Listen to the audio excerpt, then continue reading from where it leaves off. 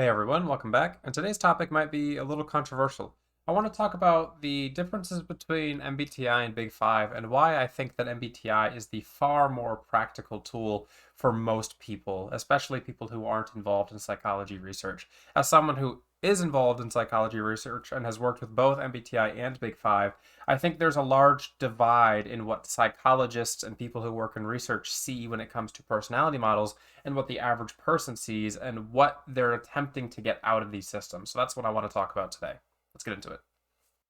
To really understand this topic, though, we need to go back to the roots of the personality models that we're going to be talking about and discuss why they were created in the first place.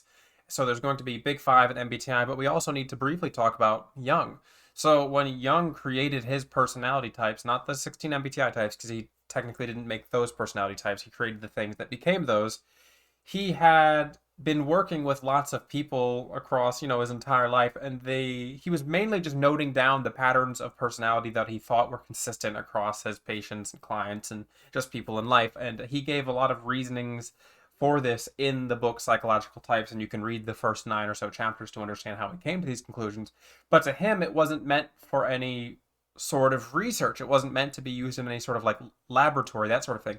And you can actually note that Jung was a proponent of the idea that experimental psychology was not that useful for understanding people in a day-to-day manner, developing empathy for understanding the human condition. And that's something that I actually kind of agree with, and that I think that experimental psychology is more useful for scientific researchers than it is for the average practitioner or somebody who wants to work with somebody in therapy, for example.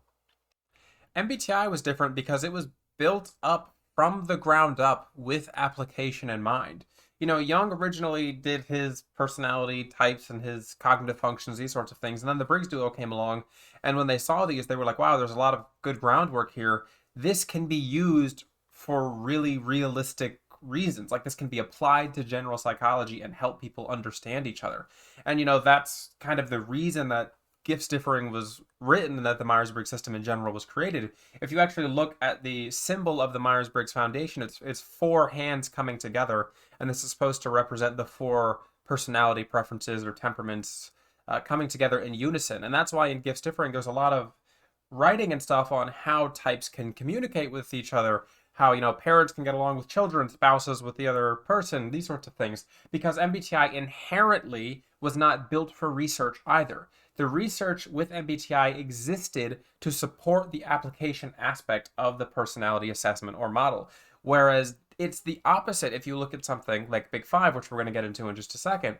But with MBTI, there was application in mind, direct application for people who are going to be using this assessment to better understand themselves and interact with others.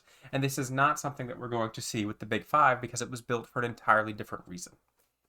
Big Five, on the other hand, was designed from the ground up to be a research focused model, quantitative in nature as opposed to qualitative.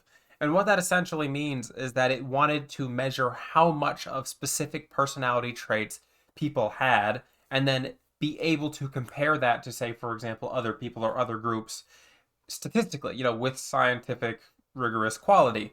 And that's going to be the difference because MBTI wasn't intending to do it for that research purpose. But what you're going to find is that this is why MBTI has the 50 percentile divider in their personality types, and why this is important and why it tends to be far more useful to the average person. It's because it's not research focused. It's not, strictly here to tell you how much of a specific personality trait you have, like the Big Five is. Instead, the MBTI is attempting to tell you, okay, this is generally the ballpark of a personality trait that you are in within four different groups, and knowing this general ballpark is going to allow you to easily translate and communicate your personality to someone else so they can understand you and your needs and your struggles quickly. That is something the Big Five cannot fundamentally do easily. So, for example, why don't people go around talking about their Big Five scores? Because it's really awkward and annoying to go up to someone and be like, oh, yeah, I have a 72nd percentile score in extroversion. I have a 23rd percentile score in openness. I have a 42nd percentile score in neuroticism. Like, you lose all that immediately in communication. Whereas if I walk up to someone and they say to me, hey, I'm an ENTP, I already know the general style of personality that they're going to have, assuming that, of course, they're correct about themselves or they've taken a little bit of time to look into this. Now I already know what their strengths are generally, what their struggle areas are generally. How can I better communicate with them based on my preferences within my personality type as well? And why is this important? And this is important in my mind because now we have a language to communicate our personality to others easily in a way that's going to be practical and helpful to the average person. This is why MBTI is far more used in things like marriage counseling and workplace communication, these sorts of things, industrial organizational psychology, because it's directly applicable. It is directly useful for a large majority of people. Big Five absolutely shines. It absolutely dominates in the area that it is intended to be used for, which is statistical research. For example, if I wanted to compare the personality of the average person in Europe to the personality of the average person in China, then using Big Five would allow me to do that far better than MBTI would, because instead we're going to be looking at these kind of global averages or these averages of each population that are going to represent, the average person within that population. We'd be able to compare them. So we can see statistically the differences in personality across cultures, genders, these sorts of things using a model like Big Five, where we're not going to be able to as easily do that with something like MBTI, where we would have to infer based on the types that were gotten throughout the personality assessment. But instead, MBTI is going to be something that's very, very useful, practical, and applicable because of its ability to easily translate personality, or easily translate and communicate personality between people quickly in a way that's going to be understood heuristically and intuitively. The reason we have such a big divide in psychology personality communities is because I don't think people understand the fundamental differences in these systems, and people tend to prefer one style over the other. So there's going to be people who are going to be more concerned with its research applications as opposed to its everyday applications. And therefore, those people who are concerned with research are going to like Big Five more, and they're going to think MBTI is probably a bit silly because they're not probably interested in applying personality in their day-to-day lives. And people who are interested in applying MBTI are using it daily, which is going to be most people, because most people aren't psychology researchers. They're going to be far more interested in MBTI because they look at Big Five, they take it once, and they go, great, I've got my scores. Now what? That's the end of it. That's the end of the conversation with Big Five. It doesn't really do anything for people. There's not much practical application.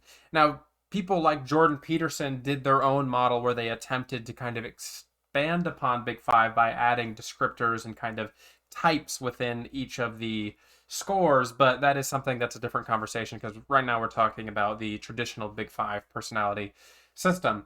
So I think that the real divide is that there's people who are going to be more interested in the research, and those people are right in thinking that the Big Five is absolutely a better assessment when you're using it for statistical research and inference. But I do think that the MBTI is far more practical and useful to the average person, and I don't think that it's any form of pseudoscience.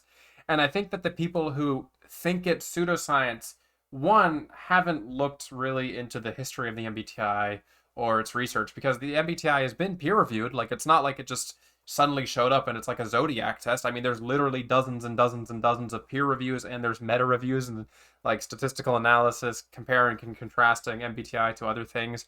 And there's people out there who are like, yeah, the MBTI is a decent enough system, it's useful. Even famous Big Five researchers said that it had a lot of extensive empirical evidence backing it, even if that evidence didn't fully support the idea that there should be categories of personality as opposed to spectrums. What I'm getting at here is that most of the people who put down MBTI have zero or little understanding of the system as a whole and have never once looked at actual research for the system that, supports the idea that there may be something there worth looking into. But as a practitioner myself, I don't even think that's the point, because to me, the fact that the system is so useful, or in particular the theory is so useful in day-to-day life, is the thing that is the most important. I mean, I've worked with so many people in coaching, and I've found that, I'm not going to be getting nearly close to these same results if I were to be using something like Big Five, because as soon as I try to explain to someone like, oh, you have this level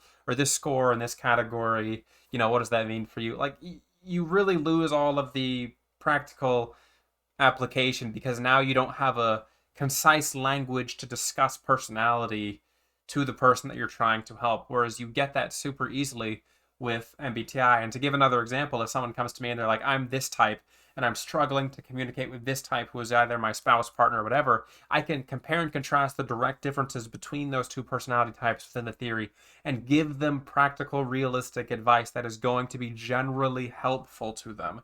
And I can't do that easily with Big Five.